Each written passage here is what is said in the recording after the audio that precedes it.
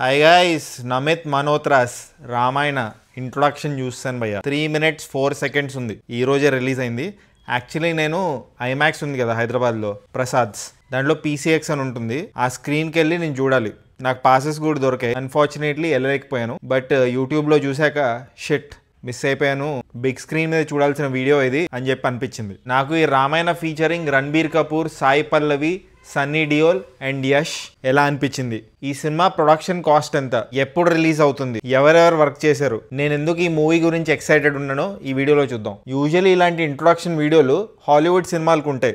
Harry Potter, Avatar ఇలాంటి సినిమాలకి introduction videos ఉంటాయి. సో రామాయణ ఇంట్రొడక్షన్ వీడియో చూసాక ఒకటే dialogue, goose bumps Keshava. Introduction video 3 minutes 4 seconds ఉంది. బట్ లార్జ్లీ టెక్స్ట్ ఉంది అండ్ విఎఫ్ఎక్స్ ఉంది. ప్రతి టెక్స్ట్ కి, ప్రతి ఇమేజ్ కి గూస్ బంప్స్ వచ్చింది.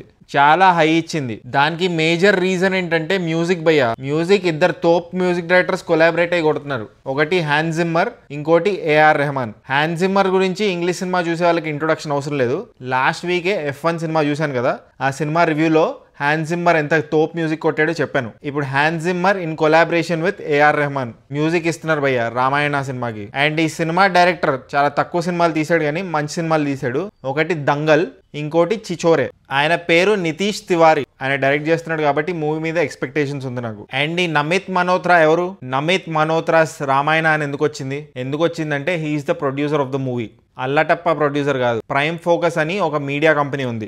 లార్జ్లీ విఎఫ్ఎక్స్ డీల్ చేస్తూ ఉంటుంది, ఇండియన్ కంపెనీ. దానికి ఆయన హెడ్. అండ్ డీనెక్ అని ఒక కంపెనీ ఉంది, యానిమేషన్ అండ్ విఎఫ్ఎక్స్ కంపెనీ. చాలా ఆస్కర్స్ గెలుచుకుంది for movies like Doon, Interstellar, ఇలా పెద్ద లిస్ట్ ఉంది. దానికి ఆయన CEO. ఆయన ఈ సినిమాకి ప్రొడ్యూసర్. అండ్ ఈ సినిమాకి యాక్షన్ డైరెక్టర్ ఎవరంటే మ్యాడ్ మ్యాక్స్ సినిమా యాక్షన్ డైరెక్టర్ భయ్య.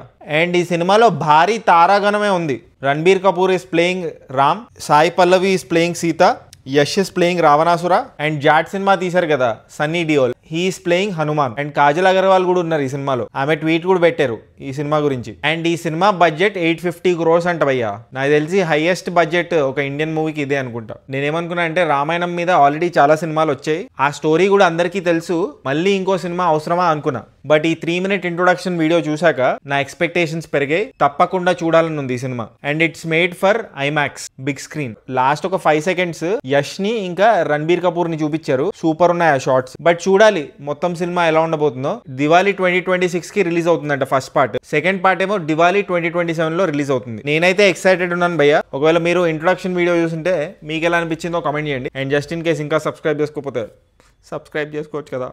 పుచ్చుక్ పుచ్చుక్.